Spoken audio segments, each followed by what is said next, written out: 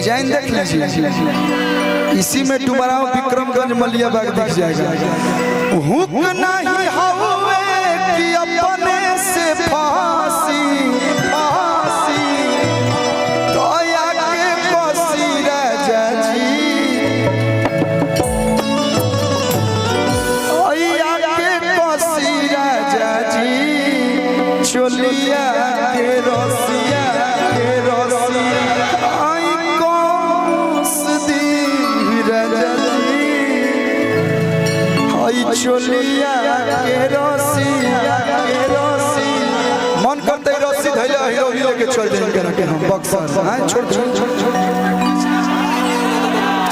बूढ़ा छोटे बाबा एक बार जोरदार ताली छोटे बाबा खातिर आप लोग बजा दी लोग, जोरदार ताली। बाबा आ गए, लेकिन भैया एगो होता पिछावा से चूक राजा जी, चूक राजा जी लगाई दी तो लगाई दी चोलिया के मुक राजा जी, मस्ती में इसलिए करता हूँ कि वही उम्र में गाना गाओ तो नहीं।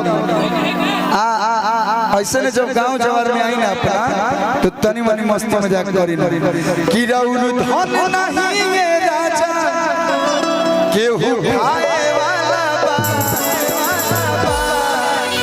राउर धन नहीं ये राजा केहू खाए वाला बा। तनी चारों लोगों को ना पचल लगता जा लोगों ने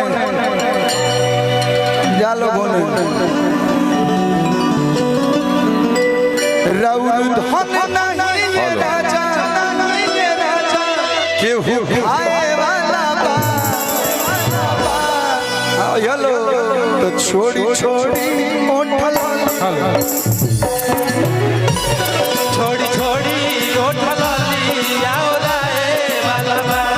छोड़ी छोड़ी ओठल छोड़ी छोड़ी ओठल राउर धन नहीं ये राजा, राउर धन नहीं ये राजा केहू खाए वाला बा। बबलू भैया नहीं आ सकते तो हम आएंगे। राउर धन नहीं ये राजा, राउर धन नहीं गोलू राजा, गोलू राजा केहू खाए वाला बा। छोड़ी छोड़ी ओठल छोड़ी छोड़ी ओठल छोड़ी छोड़ी ओठल छोड़ी छोड़ी ओठल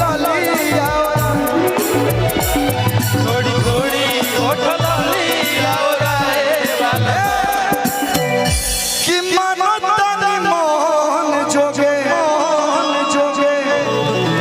आई शरीरिया के जोड़ा हनुमान भैया, आई शरीरिया के जोड़ा डुमराव चेयरमैन उप चेयरमैन उप है तो चेयरमैन बन जाएंगे।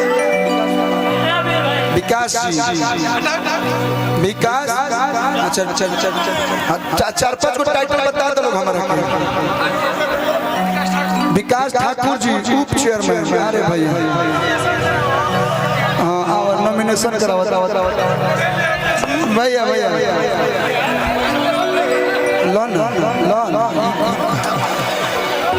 जबरदस्ती थी बोलो नहीं तो मन होता बोलो।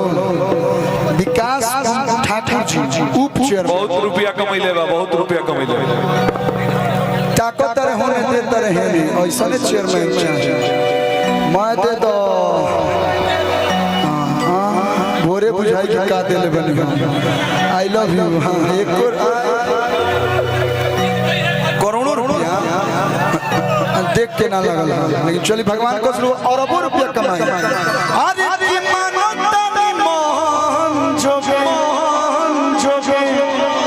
हरि पानी रौआ मारा तो रोज रोज काहे दिला दिला कमर में दर्द। सनी पांडे जी ये गाना भी एक जगह हम देखे थे गाए थे आई लव यू